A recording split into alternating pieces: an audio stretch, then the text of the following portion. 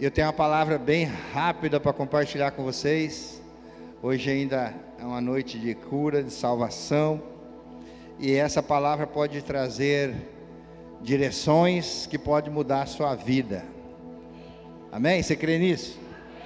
Primeiro porque não é minha palavra, é a palavra do Senhor, a palavra de Deus. E o tema é bem interessante. A revelação é progressiva.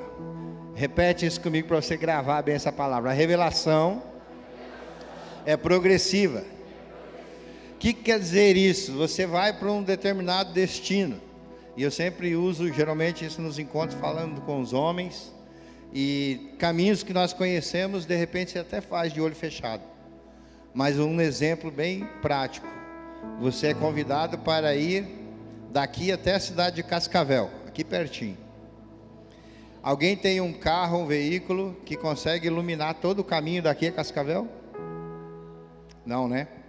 Nem farol de milha não clareia uma milha. Não sei se você já fez esse teste. É bem interessante, né? Enganação fake. Mas isso tem a ver com a revelação progressiva. Mesmo você conhecendo o caminho, mas pense que você não conhecesse o caminho. Como é que você faria para chegar lá? Ah, você vai para lá. Isso é uma visão, isso pode ser recebido através de um sonho. Mas na prática você precisa ir progressivamente, conforme você vai avançando, vai se revelando o caminho e vai mostrando os obstáculos do caminho, os rios, as florestas, as matas, os pedágios, tudo aquilo que a gente quer desviar para chegar ao destino. E a menor distância entre dois destinos é uma linha reta, né? Isso é matemática. E raramente a gente consegue fazer isso. Pastor, por que você está falando sobre isso? Porque muitas coisas na nossa vida nós travamos, paramos, deixamos de andar, porque não sabemos o que tem pela frente. Então Deus dá uma visão, fala isso comigo, Deus dá uma visão, mas a revelação, o caminho, a trajetória é progressiva. Sabe, se você tiver um destino que você não conhece, e você soubesse de todos os obstáculos que tivesse lá, provavelmente você não iria. Deus tem um sonho, um chamado, um propósito para cada um de nós. Nenhum amém, será que é só comigo? Cada um de nós temos isso. Mas Deus dá a visão. E para chegar lá, se Ele mostrar tudo que tem que passar, ou se você analisar tudo que você já passou até agora, falar assim, não quero ir não vou por esse caminho. João capítulo 16, a partir do verso 12, diz assim: tenham ainda muito que lhes dizer, mas não o pode suportar agora. Mas quando o Espírito da verdade vier, Ele os guiará a toda a verdade. Não falará de si, falará apenas o que ouvir, e lhes anunciará o que está por vir. Então quem que vai nos guiar? O Espírito da verdade, o Espírito Santo de Deus. Ele é nosso guia, nosso consolador. Ele ensina todos os dias, o tempo todo. Por isso que esse tema, a revelação, é progressiva. Você entendeu isso? Pouca gente entendeu, então vou ter que continuar pregando. Se todo mundo entendesse, a gente já podia parar por aqui. Só com esse exemplo. Mas a visão é que ela vai nos direcionar para aquilo que é o nosso alvo. E a revelação, ela vai sendo progressiva. Está lá na parede, nós temos visão, missão, propósito, identidade. Para quê? Para avançar. Para avançar naquilo que Deus quer todos os dias. Alguns exemplos que têm acontecido na nossa casa. Homens de honra, por exemplo. Tem homem aqui? Olha que legal de falar isso agora, né? 10 anos fazendo isso. E já decoraram. O negócio é top. A hora que decorar e colocar em prática a visão, então nós vamos voar. Né? Algum tempo atrás reclamava, pastor, quando você vai parar quando você vai mudar o disco, virar o disco?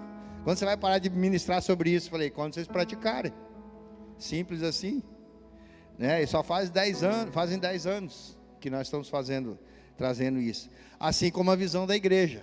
Somos uma igreja inspiradora. Pensa, será que estamos inspirando mesmo? Será que estamos fazendo aquilo que o Senhor disse para fazer?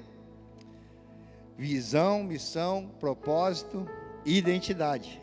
Deus se revela dessa maneira, progressivamente. Ele dá a visão, fala, uau, então vamos sentar aqui e vamos esperar que isso aconteça. Vai demorar mais, não vai acontecer, ou vai acontecer com a próxima geração, que é abraçar isso e tentar fazer, ou fazer. Nós cremos e estamos trabalhando para ser a geração que vai abreviar a volta de Jesus. Você crê nisso? Pastor, mas se ele voltar, corre um grande risco de eu ficar. Eu falei, é disso que nós estamos falando.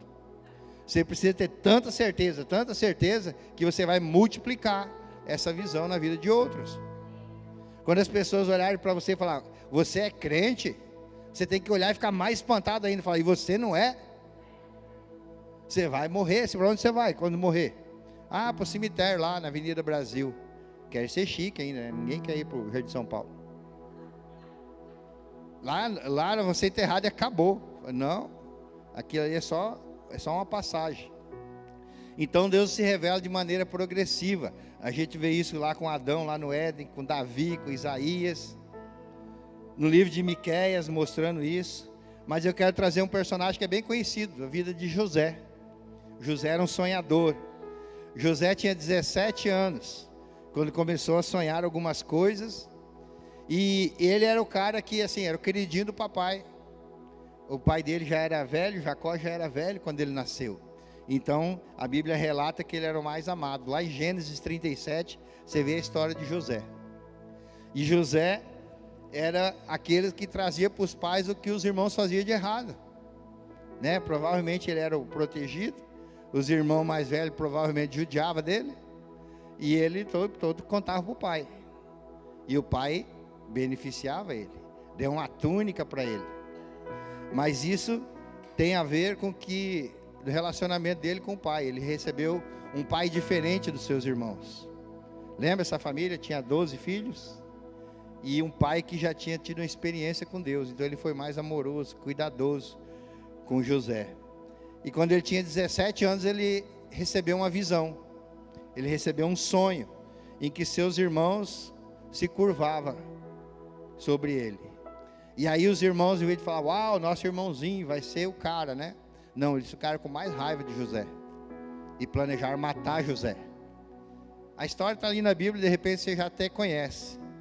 Mas imagina que José recebeu aquela visão, recebeu aquele sonho, e ele podia falar, agora não importa o que vocês fizerem, eu vou um dia governar sobre vocês.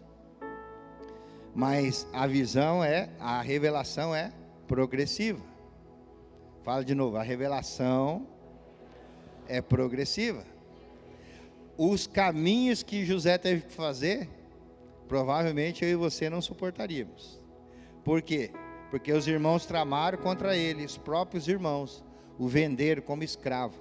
Eles iam matar, na verdade, mas como podia ter um bom lucro, venderam ele por 20 peças ou 20 barras de prata. Tiveram lucro com José e mandaram ele como escravo. Então ele escapou da morte dos irmãos, foi vendido como escravo, foi parar na casa de alguém muito graduado. A diferença é que José, mesmo com essas ameaças, a Bíblia diz que ele prosperava em tudo que fazia, porque ele continuava focado na visão que Deus tinha dado. Um dia vai acontecer. Ah, mas está passando por necessidade, está passando por perseguição, está passando por lutas, doenças, tentações, mas esse não é o final. Isso está acontecendo na sua vida, ou coisa pior, fala assim para o problema, esse não é o final. A visão é outra. O meu Redentor vive. Uau! Você tem que crer nisso. Então ele vai e é acusado e é tentado na casa de Potifar. Uma tentação para um jovem terrível, que provavelmente muitos não passariam. Muitas vezes lendo o texto eu me perguntei, será que eu passava nesse teste, Deus? Que diz que a mulher era muito bonita, a mulher do capitão da guarda. E eu acho que o capitão conhecia a mulher dele, porque senão ele tinha matado José, não só prendido, né? Tenho minhas desconfianças, porque ele era um escravo, não significava nada, era só uma mão de obra a mais naquele tempo, e a acusação foi de desonra, então a morte era iminente, mas eu imagino que alguém testemunhou a favor dele, e ele foi só para a prisão, só foi preso, e na prisão ele prosperou, na prisão ele cuidou de todas as coisas, e ele ficou muito tempo preso, ficou bastante tempo preso, até que Faraó teve suas crises e teve sonhos que ninguém interpretava, e lembrar de José. E a história é bem comprida, eu não vou me alongar nela, mas chegou o tempo em que aconteceu o cumprimento da visão, de quando ele recebeu, de quando foi vendido, até Faraó chamar ele, foram 13 anos, 13 anos se passaram, e aí depois disso, até que os irmãos vieram por conta da fome, porque ele interpretou o tempo das vacas gordas, das vacas magras, e foi colocado como governador da maior potência da sua época. Foi mais 9 anos, até que os seus irmãos chegaram até eles, e entre a data que ele foi vendido, porque os irmãos falaram assim, nós vamos matar, vamos vender esse menino aí, e aí vamos ver onde é que os sonhos dele vai dar, vamos ver como é que esses sonhos vão terminar, ou seja, estavam decretando, acabou, só que José falou, aqui não acabou não, eu vou ser fiel ao Senhor e mais ninguém. Se você tiver isso dentro de você, esse espírito de José, de ser fiel a Deus, você não vai ser infiel em nada e mais ninguém, 100%, porque ele poderia falar, já perdi minha família, já perdi minha nação, sou escravo, sou ninguém, esse capitão aqui me deixou para cuidar de tudo, inclusive dessa mulher, e ele falou, não posso fazer isso contra meu Senhor. Ele foi fiel a Deus, e o sonho aconteceu 22 anos depois que ele contou o sonho, que os irmãos quiseram matar ele, quando foram se apresentar diante de José, o governador do Egito, um homem feito, transformado, eles nem o reconheceram, pela sua indumentária e a forma como ele se vestia, e os irmãos se curvaram diante daquele homem que era o governador da maior potência do mundo. Depois chamaram seu pai, o resto da família, e todos se curvaram diante de José, como aconteceu no sonho. Mas o caminho, a trajetória foi terrível. Se falasse para você, você vai ser o presidente do Brasil, e falasse tudo que você tem que enfrentar para chegar lá, fala assim, não sei se eu quero pagar esse preço. Você só imagina. Então responder a revelação de Deus, ela deve ser diária, ela deve ser permanente no seu coração. Você tem que acreditar, isso precisa de fé, sabe? Isso está acontecendo exatamente agora, na nossa casa, nesse ministério. O bispo teve uma visão de Igreja Ceifa, há 40 anos atrás, e ele tem velado por isso, e ele teve uma visão de que a igreja se espalharia pelo Nordeste, 40 anos depois, não só 22, você está disposto a esperar 10, 20, 15 anos por uma promessa? Pessoas receberam promessa de filhos, como Abraão, e esperou 25 anos, sabe, nós às vezes somos imediatistas, a coisa não aconteceu agora, nem no tempo que eu queria, eu desisto.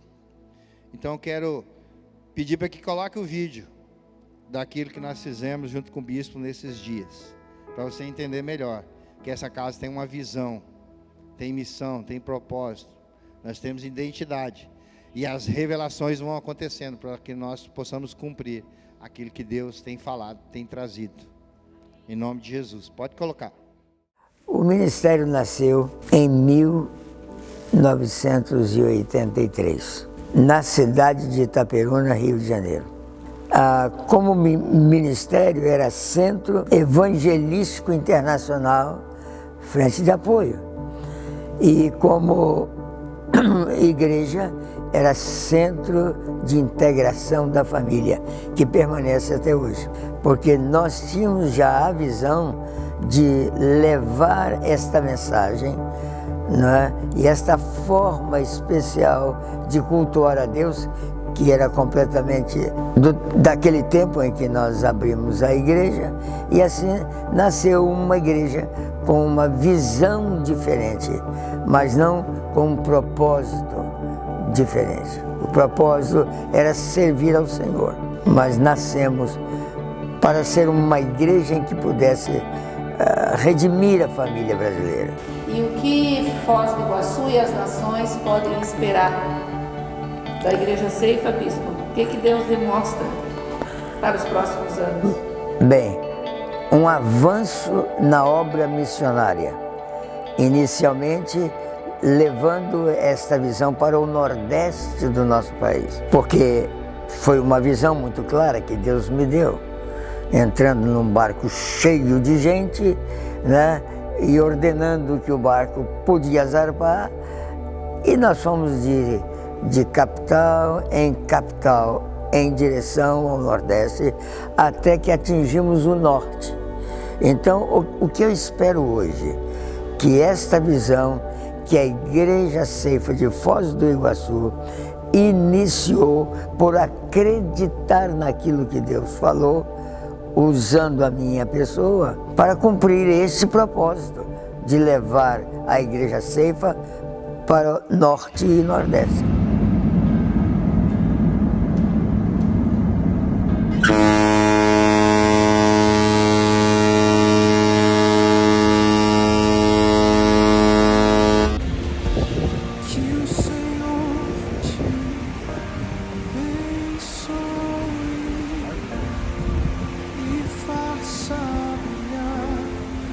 Nosso objetivo aqui continuou o mesmo, é fazer um ato profético tocando a trombeta aqui, para que a luz do Evangelho possa se tornar uma realidade maior do que tem sido até agora, com a implantação de mais uma igreja.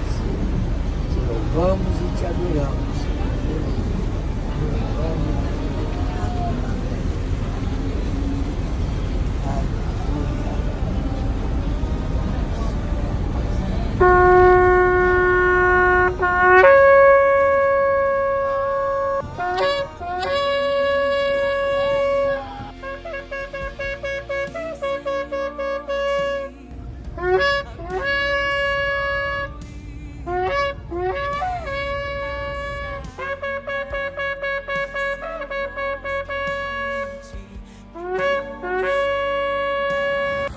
Está aberta oficialmente a Igreja Ceifa de Natal, Rio Grande do Norte, a primeira diária.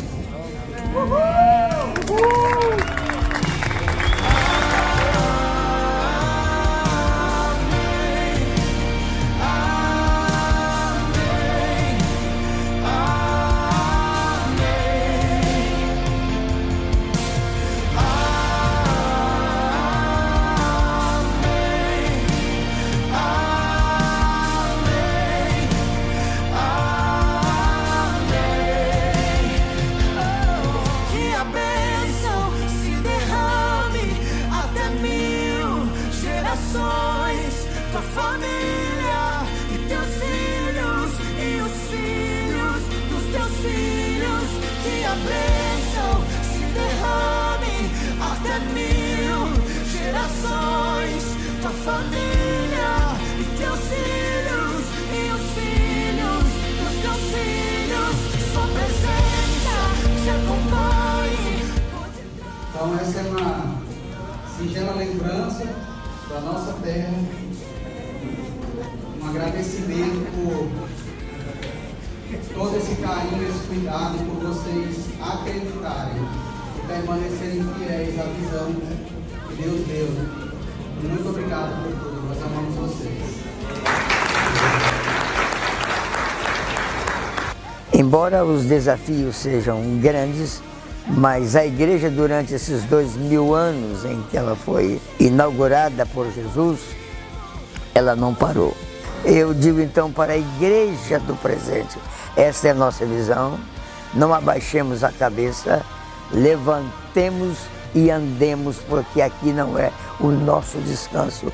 Temos um objetivo que ainda não foi cumprido, mas certamente o será enquanto a igreja estiver aqui na terra. Portanto, meus irmãos, firmes sejam vocês e constantes, porque a obra do Senhor é uma bênção. Glória a Deus, glória a Deus. Eu não sei você, mas quando uma pessoa de 85, quase 86 anos, diz para não descansar aqui, não é aqui seu descanso, se isso não te anima, eu não sei o que vai te animar. É uma visão que ele caminha para lá, como se fosse ver ela totalmente cumprida. E ele trabalha todos os dias, como se dependesse dele, sabendo que Deus vai fazer, mas a nossa parte precisa ser feita. Então nós temos visão, missão, propósito, e a revelação tem vindo a cada tempo. Fazer essa viagem foi um desses momentos de revelação, de fazer se cumprir, de um ato profético. Fomos em todas as capitais da beira-mar, vamos dizer assim. Saímos de Santos, Rio de Janeiro, fomos para Salvador, Ilhéus, até chegarmos em Fortaleza. E de Fortaleza fomos para Natal, fazer a inauguração da primeira igreja Ceifa no Nordeste. Nós tínhamos essa ideia? Não, a gente estava tentando multiplicar em Foz do Iguaçu. Nós ganhamos alguns presentes lá, eu peço perdão que eu esqueci. Era para me ministrar com o kipar de nordestino, que é aquele chapéu, muito legal. E a pastora recebeu uma incumbência, você vai ver ela o tempo todo com essa sandalinha de couro. Só 40 dias ela vai andar só com isso. Pensa que nós vamos economizar esse sapato lá em casa. E tá difícil combinar os looks com a sandalinha, né? Imagina. A palavra diz, queridos, que sem revelação, sem sonho, sem profecia, o povo perece. Provérbios 28 está falando sobre isso. E o Senhor não fará nada sem revelar seu segredo aos profetas. Ou seja, a falta de profecia, então é a falta de revelação de Deus. Só que nós temos muitas profecias sobre a nossa casa, sobre a nossa igreja. Às vezes nós precisamos simplesmente obedecer. A unção fará diferença e nós vamos andar em altos níveis. Só que não basta ter o conhecimento, a revelação. Precisa ter a obediência e agir na direção daquilo que Deus está apontando.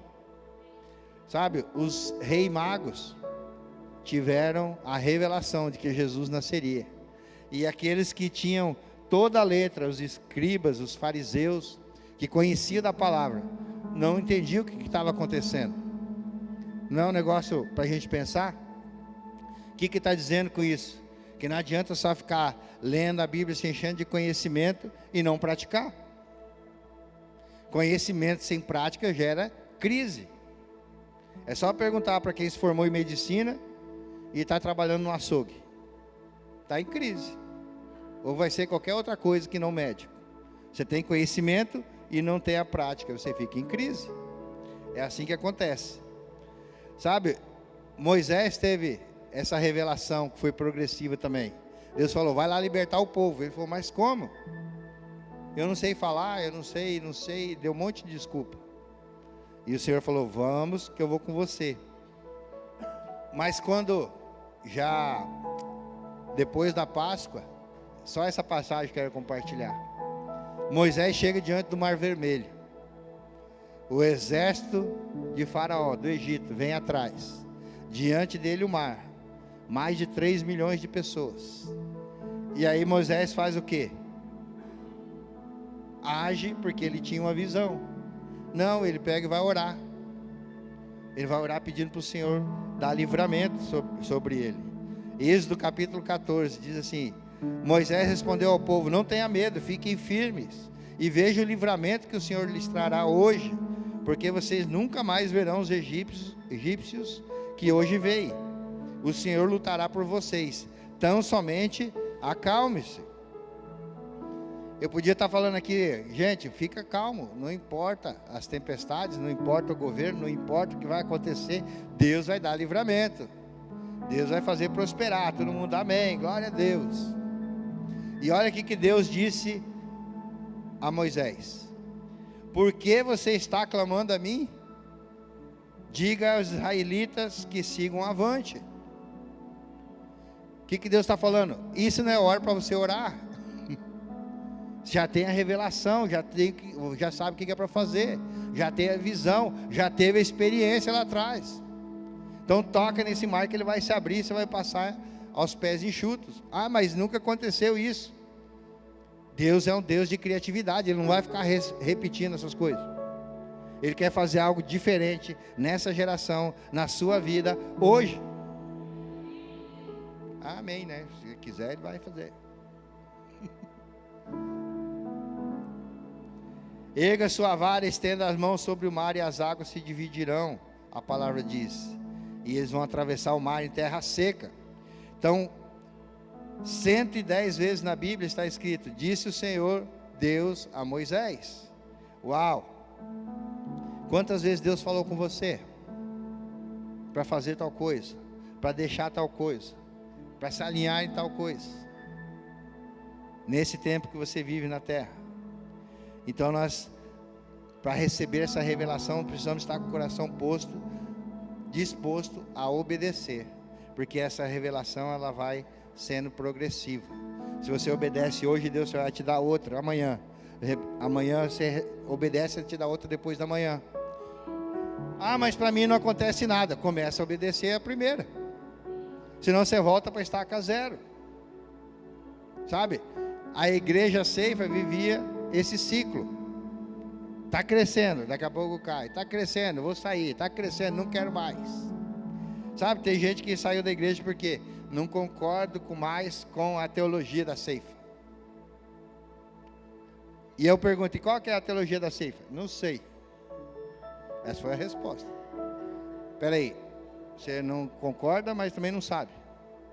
E a missão, a visão, o propósito, a revelação que temos recebido, a direção que Deus tem dado, está fora da teologia, não tem a ver com a Bíblia. E a pessoa não sabe responder. Então a revelação atinge sua plenitude quando, através da oração, nós aumentamos a comunhão, a intimidade com Deus. Nós precisamos nos mover naquilo que o Espírito está apontando, em nome de Jesus. Em nome de Jesus. Porque senão nós ficamos cheios de conhecimento e com o coração vazio. Cheio de conhecimento, tipo cabeção, damos resposta para tudo, mas não respondemos o chamado, não respondemos a visão, não respondemos aquilo que Deus quer. Então Deus não vai parar, Ele nunca parou. Sabe, na Bíblia,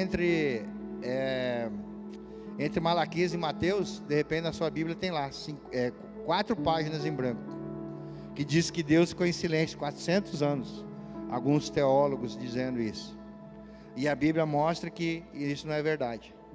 Que lá em Lucas capítulo 2, no verso 25, Simeão e a profetisa Ana receberam a revelação há muito tempo. Eles tinham idade avançada, de que eles não partiriam sem antes ver o Salvador.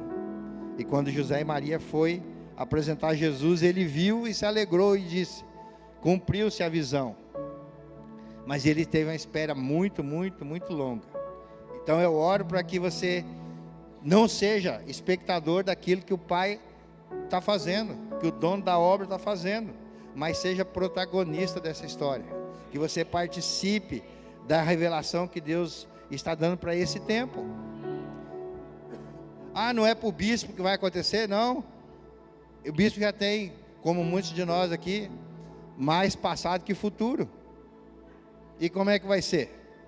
Então nós precisamos fazer essa obra, transmitir para a próxima geração, para a galera que está aí cheia de força, cheia de gás. Aliás, The Base hoje esteve lá na feirinha fazendo a obra. Estava lá, galera? Glória a Deus pela vida de vocês. Há pessoas que desistem, queridos, porque as coisas não saíram do jeito que ela pensava, ou desiste porque não entende o caminho, a parte da revelação, fala, não, muito duro isso daí, eu não quero viver assim. Há pessoas que ficam esperando que as coisas deem certo, para daí responder o chamado. Não, vamos esperar ver se esse negócio aí vai funcionar mesmo. Quando começou a visão celular, isso era de balde que acontecia. Esse negócio aí de visão celular, modelo, não sei o que, é coisa de pastor vagabundo que não quer trabalhar, não quer cuidar das ovelhas e quer pôr todo mundo fazer isso. Eu escutei isso, mesmo trabalhando 24 horas quase. A vida cristã, queridos, é assim, um passo de cada vez, de glória em glória, de vitória em vitória. Por isso que a revelação é progressiva. Mas o final já está posto. O final nós já ganhamos. Deus nos fez mais que vencedor em Cristo Jesus. Então nós não estamos correndo uma carreira, não estamos fazendo nada que já Ele não tenha feito. Você entende isso? Eu acho que você não entende, não. Eu acho que eu vou contar o final para você. Quem sabe se eu contar o final, você se alegra, porque daí você vai ter a visão do que vai acontecer no fim. Se no fim tudo vai dar certo. Não tem aqueles filmes chatos que você fala assim, esse mocinho está apanhando demais, vamos ver no final. Daí você passa lá. Eu sou assim, eu não tenho paciência de assistir tudo. Eu vou lá ver como é que acaba, depois eu vou assistir o resto. Hoje tem essa possibilidade, né? Então, a Bíblia está dizendo que o fim vai ser glorioso. Querem saber, não? Quem sabe daí o que acontecer pela frente, você vai falar, esse aqui não é o final. Esse desafio eu posso vencer, porque em Cristo nós somos mais que vencedor. Então vamos ler lá, Apocalipse capítulo 19, versículo 11 em diante. Esse é o final, presta atenção. Então vi os céus abertos e diante de mim um cavalo branco, cujo cavaleiro se chamava Fiel e Verdadeiro, está em letra maiúscula. Quem que é fiel e verdadeiro? Quem que é fiel e verdadeiro, queridos? Não é pegadinha não, pode responder, é Jesus. Ele julga e guerreia com justiça, seus olhos são como chama de fogo, e sua cabeça há muitas coroas, e um nome que só ele conhece, e ninguém mais. Ele está vestido com um manto tingido de sangue, o seu nome é Palavra de Deus. Os exércitos do céu o seguiam, vestidos de linho fino, branco e puro, e montados em cavalos brancos. Da sua boca saiu uma espada afiada, a qual feria as nações. Ele as governará com cetro de ferro. Ele pisa o lagar do vinho com furor da ira de Deus Todo-Poderoso. Esse é um manto, em sua coxa está escrito o seu nome, Rei dos Reis, Senhor dos Senhores. É esse Deus que nós estamos servindo. É esse Jesus que nós estamos adorando nessa noite. É Ele que parece que olhando para o mundo, nós estamos perdendo essa batalha. Então, queridos, o final é de vitória. Nosso Deus já é Rei dos Reis, Senhor dos Senhores, vai governar. E como que Ele vai governar? Com seus filhos. Não é com escravo, não é com súditos, é com filhos, é com você. Mas até chegar esse momento, ela é progressiva. A comunhão da ceia de hoje é progressivo, é só um símbolo daquilo que nós estamos avançando.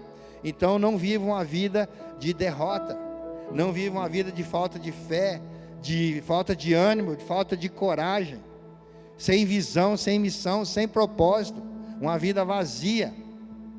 Não, cada cristão é chamado para responder e compor a grande comissão. É o seu dom, é o seu talento, é aquilo que Deus te fez, para que todos nós venhamos compor aquilo que Deus falou. Ide por todo mundo, pregue o evangelho, faça discípulos.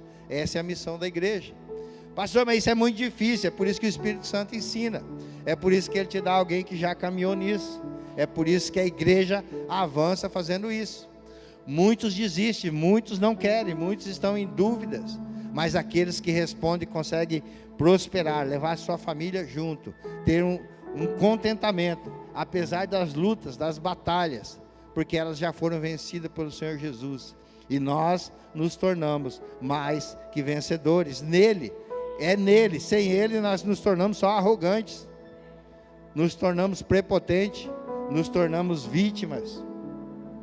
nos tornamos aquilo que não está desenhado por Deus, mas para ser aquilo que Ele sonhou, que Ele determinou, que Ele quis, nós precisamos entregar e agir nessa direção. Por isso que a revelação é progressiva. Eu entrego minha vida para o Senhor Jesus hoje, o que eu faço amanhã? Já começa a orar hoje para ter revelação da manhã. O Espírito Santo está aí à disposição de todos. Não é um dia no ano que o sacerdote entra para saber se você é aprovado ou não. Você pode entrar hoje no Santo dos Santos. Você pode entrar hoje na presença de Deus. Quero ter uma audiência, uma conversa com Deus. Ele só recebe filhos. E para se tornar filho, entregue sua vida para Jesus. Vamos nos colocar de pé? E eu quero fazer essa pergunta: você quer entregar, ser aceito pelo Senhor Jesus? Reconhecer Ele como seu único, suficiente Senhor e Salvador? Porque salvar desse mundo todo mundo quer. Agora receber o Senhor como Salvador é mais difícil. Porque Ele vai dar ordens, Ele vai dar princípios, Ele vai dar comandos que nós não estamos dispostos a obedecer. E a obediência faz toda a diferença. Por isso eu pergunto: tem alguém que quer fazer essa oração? Levanta sua mão aí onde você está mesmo.